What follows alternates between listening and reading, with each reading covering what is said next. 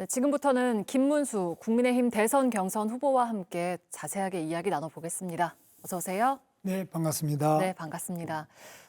계속 연이어서 어제는 또 4인 합동 토론 하시기도 했고 맞수 토론 하시기도 했고 계속 토론 일정을 이어가고 계신데 근데 그렇게 토론이 시작이 되면서 김문수 후보의 지지율이 조금 떨어졌다 이런 조사와 분석들이 나왔거든요. 어떻게 좀 보고 계실까요? 왜 그렇다고 보실까요?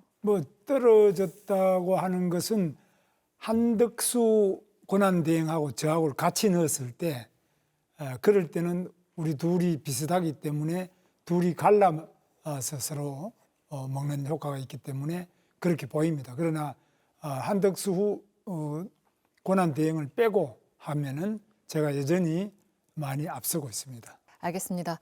그 토론 내내 윤 전 대통령의 탄핵 책임을 놓고 공방을 벌이기도 했는데요. 네. 이번 탄핵의 책임은 윤 전 대통령에게 있다고 보시는지 아니면 야당과 한동훈 후보에게도 일부 있다고 보시는지.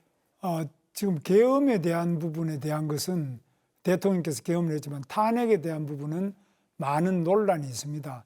아시다시피 탄핵은 그 헌법재판소의 판결 과정에 특히 내란 부분이 국회에서 의결한 소추에서 빠지면서 과연 내란이 빠지고도 국회에서 소추가 됐겠느냐 이런 문제도 있고요.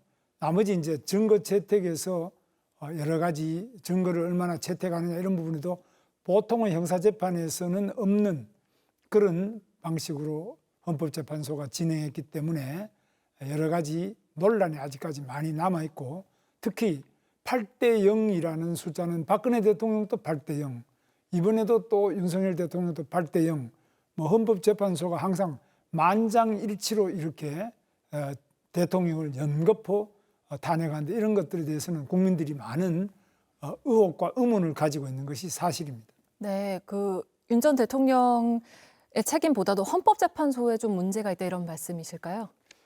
물론 책임이야 대통령 윤석열 대통령에 대한 재판이니까 자체가 탄핵을 된 것 자체가 헌법재판소의 책임이라기보다는 헌법재판소의 판결 과정에 여러 가지 논란과 문제가 많다. 특히 공수처가 과연 이게 제대로 체포를 제대로 했느냐, 그게 법에 맞느냐부터 시작해서 헌법재판관들의 판결이 과연 제대로 좀 되고 있느냐 이런 부분에서 논란과 의문이 많이 있는 것이 사실입니다. 방금 전에 그 헌재 판결을 조금 부정하시는 듯한 말씀으로 들려서 다시 한번 설명을 좀 해주실까요?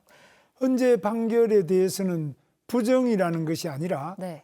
헌법재판소가 여러 가지 문제를 많이 가지고 있다. 특히 내란 부분에 대한 것, 계엄이 내란이다 하는 부분을 국회의 탄핵 소추 결의서에는 나와 있는데 그 중간에 빼줬습니다. 그런데 이 빼는 과정이나 그 이후에 재판 절차 과정에서 충분하게 증인 채택이나 또 증거 능력으로서 경찰과 검찰의 그 진술 조서 이런 것들을 증거로 채택하느냐 이런 부분에서 부동의를 했음에도 불구하고 그것이 증거로 채택됐다 이런 것들은 논란의 소지가 많고 앞으로도 헌법재판소는 상당한 정도로 만약 헌법이 개정된다면 헌법재판소를 고칠 필요가 있다고 봅니다. 네, 저희가 관련해서 여러 차례 보도를 해드리기도 했고 시청자분들께서 판단하실 거라고 생각을 하고요. 국민의힘 후보들을 비난하면서 대선에 이제 독자 출마하겠다고 선언한 전광훈 씨하고는 경쟁 관계라고 보면 될까요? 아니면 협조 관계라고 보면 될까요? 특별히 협조하거나 이런 관계도 아니고 지금은 전혀 다른 당에 있고요.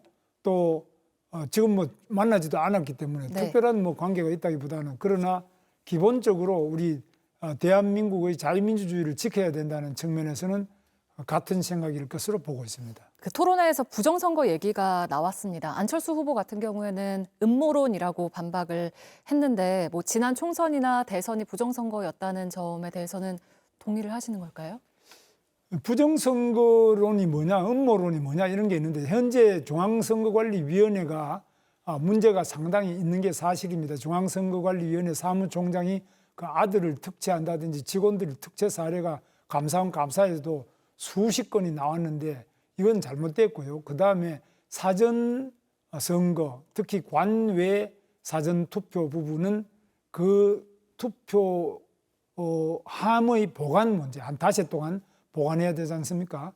이 보관이 제대로 되고 있느냐, 또 관외 사전 투표 용지가 투표지가 자기 주소지 선거관리위원회로 우송되는 과정이 제대로 안전하냐, 또 투표 용지가 제대로 됐냐, 많은 의혹이 제기되고 있는데 이런 의혹에 대해서는 중앙선거관리위원회가 반드시 밝혀줘야 되는데 이거 제대로 안 밝혀지고 계속 의혹을 증폭시키는 선관위 내부의 부정 비리 이런 것들이 또 나오니까 이 의혹이 증폭되고 있는데 이것은 제가 대통령이 되면 반드시 의혹을 남김없이 해소하고 국민들이 의혹 제기하는 부분에 대해서는 성실하고 즉각적으로 하나하나 밝혀서 의혹을 다 불을 끄도록 하겠습니다. 근데 만약에 후보님께서 이제 대통령까지 당선이 되셨는데 그거 부정선거다라고 부정을 할 수도 있잖아요. 그렇습니다. 그 의혹 제기는 누가 대통령이 되든 간에 이 권한 워낙 중요하지 않습니까? 한 표 한 표가 가장 중요한 부분인데 이 한 표 한 표가 문제가 있다고 의혹을 제기할 경우에는 반드시 중앙선거관리위원회는 해명을 하고 밝혀줄 책임이 있습니다.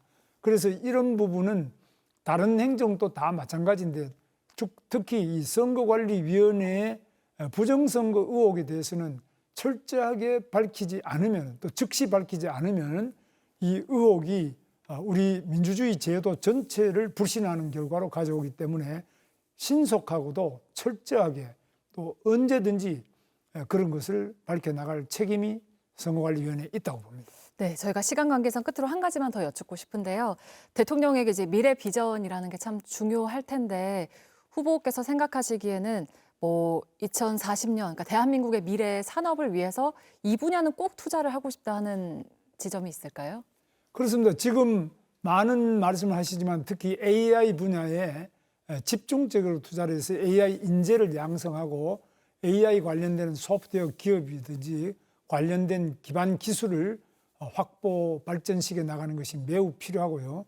뿐만 아니라 반도체 부분도 지금 상당히 협공을 당하고 있습니다. 이런 부분도 초격차를 유지하기 위해서 노력해야 되고 우리나라 바이오 부분 이런 부분에도 확실하게 앞설 수 있도록 적극적인 지원을 해야 됩니다. 그 외에도 양자 기술이든지 또 원자력 SMR 부분이나 이런 부분 그리고 K 방산을 더 확실하게 발전시키는 것, 자동차 산업, 비행기를 비롯한 우주 항공 분야 이런 것들을 모두 다 우리 지금 현재 가지고 있는 그 기술적 우위를 더 확보해서 다른 어떤 나라보다도 확실하게 발전시켜 나가도록 R&D 부분을 중심으로 해서 적극적으로 투자하겠습니다.